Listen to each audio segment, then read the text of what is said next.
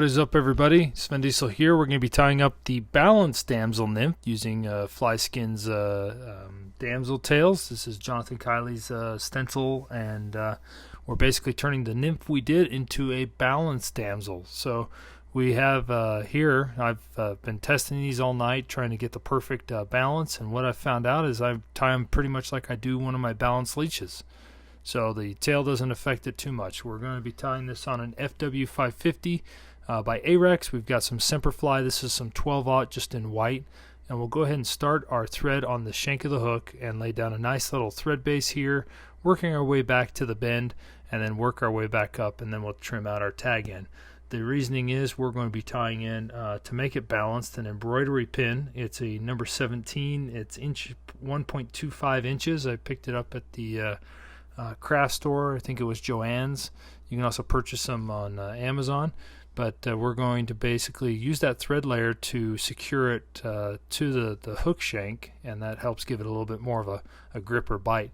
I just have a pretty much a tungsten bead fitted to this this embroidery pin. I put it in backwards so that the tungsten bead kind of creates a nice little head. Now the key is you want about 1.5 tungsten beads between the tungsten bead and the bend of the hook on the hook eye. And that's pretty much the ratio I use to get this balanced. When you take it off, it's not going to be balanced in the air, but it will be in the water, and that's pretty much critical.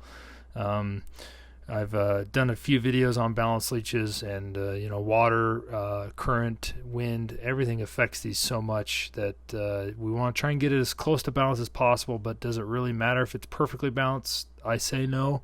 Others would argue yes. But let's go ahead and secure that on. Once we know that we've got it about 1.5 tungsten beads between the end of the tungsten and the bend towards the eye, and we're going to be using some of these mono eyes by Hairline. These are a size medium, and I just use my wire snips here and I cut it flush right there so we don't have any sharp points that might irritate a fish's mouth. And you could secure this before you attach this pin to the vise, but I'll just go ahead and slide it in between that gap, and then we will just do some figure 8 wraps up and over this many times, about 17 or 18 crisscrosses and a few over-unders. This is going to be ultra durable, and so I don't know. I don't really think that these really are a critical point. It's not like you're going to be getting tons and tons of hits on this right there at the mono, but we want to make sure they're not moving around on us. And so now that I'm back here towards the bend, I'm going to go ahead and just lay down a little bit of Z-cement. This is just some super glue. I'll brush it on the shank to bond that thread around that embroidery needle, and also a little dab on those mono eyes. And then we will proceed to the next step. We're going to start tying in some materials. The first material we're going to be tying in is one of these micro strips. This is olive variant because we're going to be doing a olive damsel. And I just basically cut a little bit of a strip about the length of the from the embroidery needle to the back of the bend, and just snip it right out, trying not to get as much for our hair as possible. And then we'll just preen off down to the hide about half of it. And this is to create a tail that we've used in our other damsel nymph, using this Kiley's tail. This is the exact same way that Jonathan Kiley does it in his video tutorial of the damsel fly that he does on the Fly Skinz YouTube channel. I'll put a link up there. But you can see we've tied on that hide right there on the top of the shank, and that's kind of critical that we tie it in with the hair up, because this is going to be an inverted fly. It's balanced for a reason. That's because it rides hook point up. Now this is where we get a little tricky. We're going to take these damsel tails here in olive, and I'm going to pick out a medium and a large. It comes in 3 different sizes. On some of the smaller, I tie like the size 12 or 14. Maybe I'd use the small and medium for this, but we're going to be using a medium and a large. And I'll take the medium, and I'm going to puncture it right there, right in front of the tying point, as dead center as I can. If you don't get it dead center, the tail's not going to sit as flat, which I don't know if the fish really care, but the likes on Instagram and comments below are going to be the determining factor of that. But I'll just go ahead and work that away down towards the shank of the hook. I'll tie it in the best I can. Try not to hit that hook point, because if you hit the hook point, it could snap your thread. and we want that to just lay nice and flat, and then we will go ahead and secure that with some nice wraps. I think that looks pretty good. I got a little bit of a bend right there, but it should still fish well. And we'll advance our thread up out of our way, and we're going to go ahead and we will now grab a little bit of super glue to secure this rabbit hide to that exoskin tail. And you just want to put a little dab right there on the hide. You don't need too much, just a little bit of a dab, and if you put too much, you're going to mat all the hair together. And so that's about right. Oh, I got a little drip, but that's going to work. It'll be fine. So make sure you position this in the right center of this tail, trying not to pull the tail. You don't want to stretch it. You want to allow that to have as much free-flowing movement as possible. And then that looks pretty good. So we'll go ahead, and the next step is we're going to tie in that large portion of our tail with the tag end, kind of where we did the previous tie-in point for our medium-sized tail. But we will this time tie it in going the same direction as our tail, because we're going to be folding it over. Now you could cut out a piece of exoskin for this. I just find that for my high mountain lakes where I fish these, I don't really use the large size as much, and so this way I can utilize the whole pack. And usually I get I'd say 2 to 3 damsels using one of these large tails for this part of the tie-in point, or for this part of the skin we're going to be using. So you get about 3 flies per large tail. So we're going to be tying in for the body. We're going to be using 3 different materials. The first is, they're all by Semperfli. The first is an golden olive straggle string, and you want to cut about 6 to 8 inches. And then the second material, we're going to be using Quickdub by Semperfli.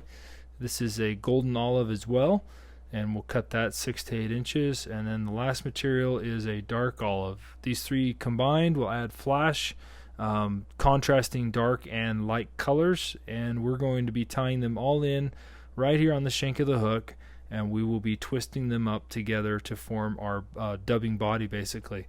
And each of these have a core and middle, and so we're going to be making an ultra durable body that has a little bit of flash, a little bit of bugginess to it, and makes a nice slender body as well. I fish these, like I said, this is primarily the fly I use on high mountain lakes, and so I like it to be a little bit slender. The fish are a little bit picky up there.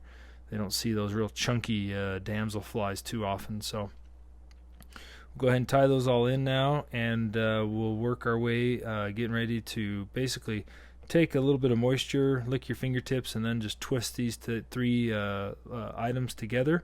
Make sure your thread is about halfway on the shank at this point, because we're going to segment this body. And so I'm just twisting this up tight so that it almost looks like it's a solid color, but you can still see a little bit of contrast to it. And then we will just go ahead and wrap it around. I like to go back towards the bend to create make sure that first pull over of that exoskin we're going to do has got a nice little crease back there.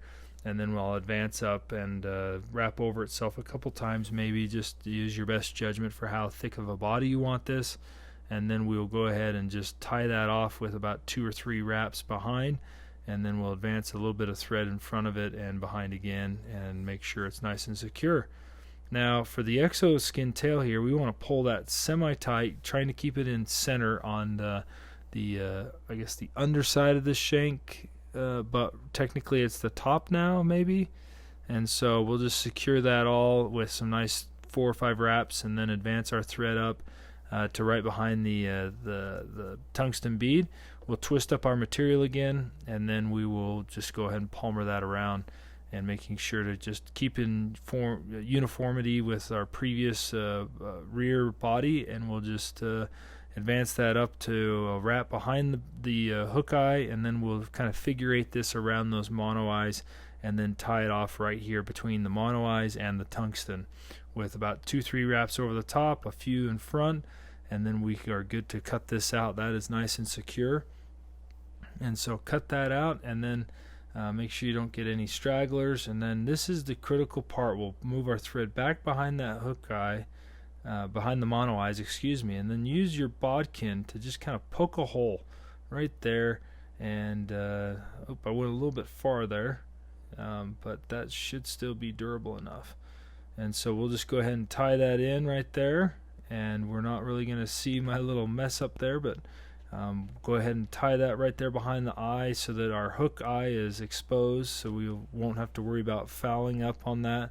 And then we'll go ahead and advance our thread right there behind the tungsten bead, and then go ahead and do about 3-4 wraps, and then pull it up and do another few wraps, and we are golden now to cut that out. So go ahead and put a little bit of tension on this as you are going to be cutting this out. You don't want to pull too tight so that when you release it, the skin or tail slides back under your thread wraps. But that's why we did the behind and in front, to really make sure it was in there. And then we'll cut it out and do some nice real wraps here, and then do a single 3-turn whip finish, and pull down real nice, and make sure that whip finish is nice and secure. And there we go. And I got a little bit of extra pull there, so I'm going to do a second whip finish, but not necessary. But if you do a 2 whip finish, we don't have to use any UV resin. Double whip finish is pretty solid now. There it is. We just got to brush it out, and that is the balanced damsel fly. Now you may ask, how do you know it's balanced?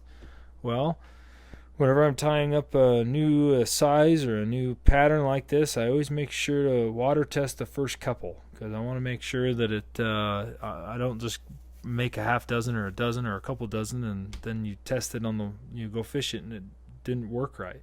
So what I'm going to do is I'm just going to put a little bit of a 6X tippet I have sitting here, and I'm going to tie it on, and then we're going to just grab a big glass with some water, and we will dip it in and test it, jig it. And what I've noticed is I've been testing these all day, that tail with the exoskin traps a little bit of water, so it needs to get really, really wet first. And then by using that 1.5 tungsten bead gap, you'll see that it is very balanced and jigs really nice. And that looks like trout candy to me. So tie some up, fish them. I know that this exoskin comes in a whole bunch of colors. The Quickdub comes in a whole bunch of colors. Tungsten beads come in a whole bunch of colors, and the Straggle String comes in a whole bunch of colors. So you can see what this looks like when it's out of the water. Doesn't look balanced to me, but as you can see in the water, it's balanced. So fish them and hope they pierce some lips.